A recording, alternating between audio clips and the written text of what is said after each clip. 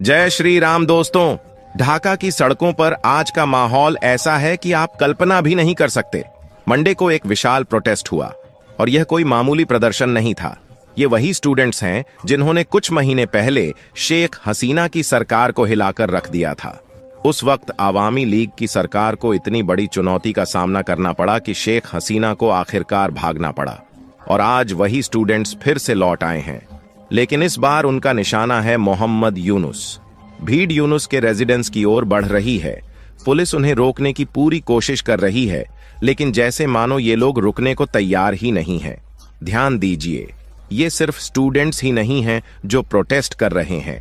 Garment sector के workers भी इस बगावत में शामिल हो गए हैं और हालात इतने बिगड़ चुके हैं कि एक वर्कर की मौत तक हो चुकी है। क्या आप सोच सकते हैं कि यह आंदोलन किस दिशा में जा रहा है और क्या मोहम्मद यूनुस इस ज्वालामुखी के विस्फोट को रोक पाएंगे? यह सवाल हवा में लटक रहा है। लेकिन एक बात तय है, बांग्लादेश एक खतरनाक मोड़ पर खड़ा है जहां अनार्की और लॉलेसनेस का खतरा दिन ब दिन बढ़ता जा रहा है। यहां तक कि बीएनपी, बांग्लादेश नेशनलिस्ट पार्टी भी मोहम्मद यूनुस के खिलाफ खुलकर सामने आ चुकी है।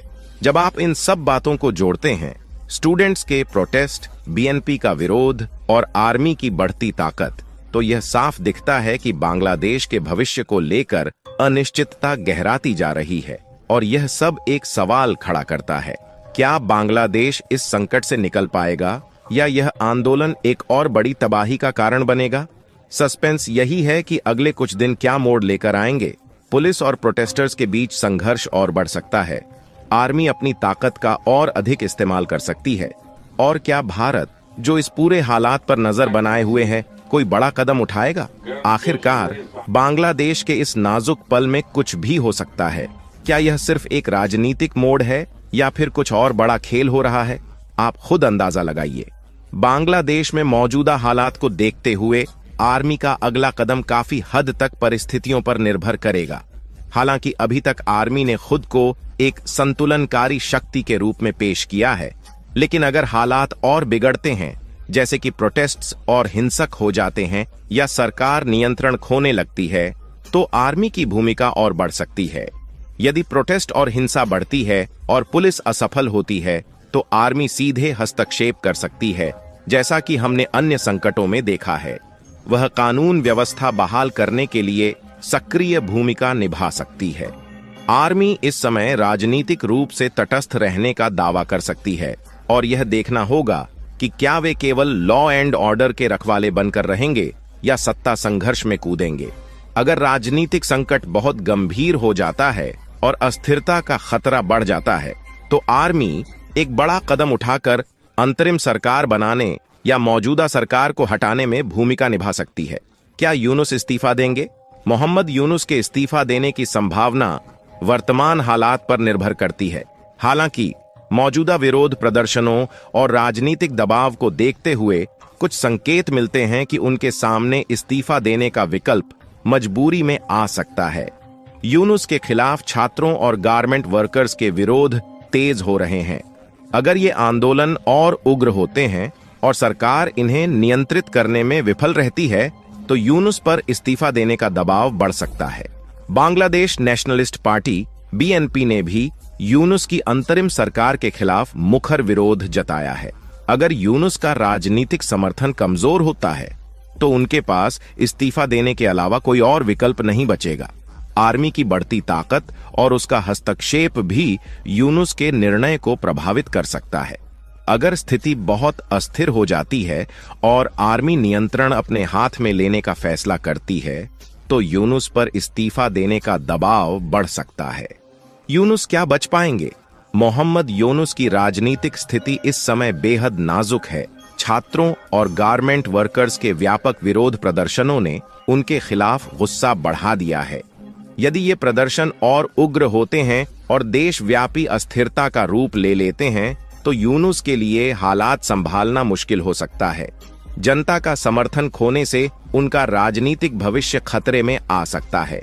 यूनुस के पास अब भी कुछ हद तक राजनीतिक समर्थन हो सकता है, लेकिन अगर मुख्य विपक्षी दल बीएनपी और अन्य राजनीतिक पार्टियां उनके खिलाफ लामबंद हो जाती हैं, तो उनके पास सीमित विकल्प बचेंगे।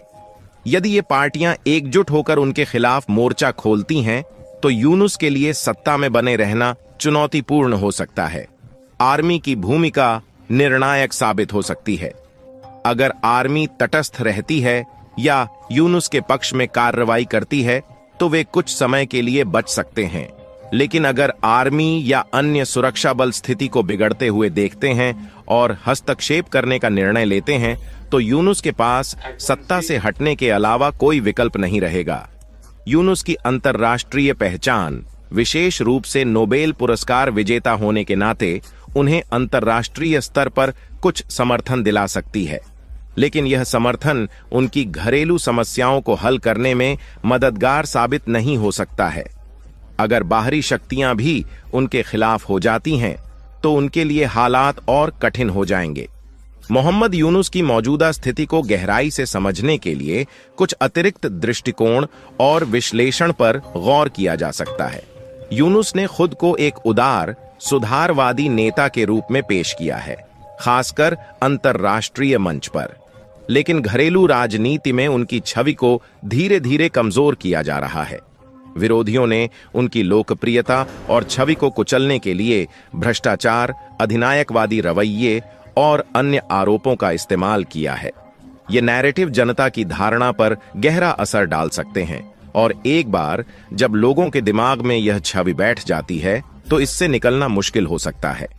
अगर यह नैरेटिव जनता के बीच अधिक गहराई से बैठ गया, तो यूनुस की राजनीतिक स्थिति और भी कमजोर हो जाएगी, भले ही उनके खिलाफ कोई ठोस कानूनी आधार ना हो। बांग्लादेश की राजनीति में शक्ति संतुलन बहुत संवेदनशील है। एक छोटी सी घटना बड़े बदलाव ला सकती है। यूनुस अगर सत्ता से बाहर होते हैं, तो राजनीतिक वैक्यूम बनने की संभावना है।